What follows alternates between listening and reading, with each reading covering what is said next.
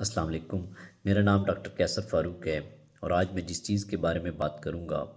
कि शुगर के मरीज़ों में एक बहुत ही कॉमन मिथ है कि और बहुत सारे लोग ये सवाल करते हैं, डॉक्टर साहब कोई ऐसी गोली बता दें जिस दिन हमने बदपरहेज़ी करनी हो वो ले लें ताकि हमारी शुगर बेहतर रहे। सपोज़ मिसाल ऐसे है कि लोग कहते हैं कि डॉक्टर साहब आज हम किसी फंक्शन पे गए हैं, आज किसी गेस्ट कोई आ गया तो उधर हमने कोई ऐसी चीज़ें ले ली जिसको चीज़ें हमने ऐसी कर ली हैं जो हमारे डाइट प्लान से हट के हैं या खाने में ऐसी चीज़ें ले ली हैं। तो उस दिन हमें कोई ऐसी दवाई बता दें ताकि हमारी शुगर कंट्रोल में रहे। जिन लोगों की बात कर रहा हूँ अमूमन जिनकी शुगर या दवाइयों के साथ कंट्रोल हो रही होती है या फिर वो लोग हैं जिनकी शुगर बग़ैर दवाइयों के कंट्रोल में है। तो इन सब दोस्तों के लिए ये भी मेरा ये पैगाम है कि अगर आपकी शुगर कोई ऐसी चीज़ करने से बढ़ रही है और आप मेडिसिन कोई ऐसी लेंगे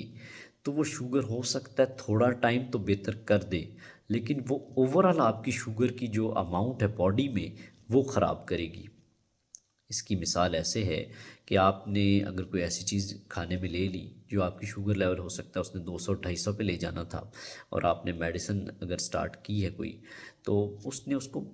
150 तक ले आई है, लेकिन जो आपने अमाउंट एक्स्ट्रा बॉडी में डाली है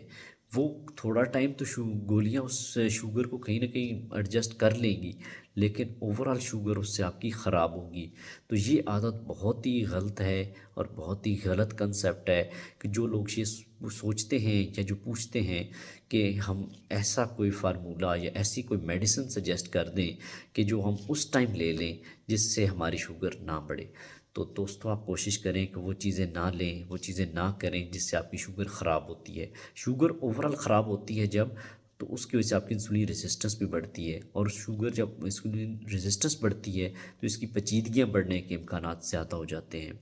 मैं उम्मीद करता हूँ ये पॉइंट आपको समझ आ गया होगा। शुक्रिया।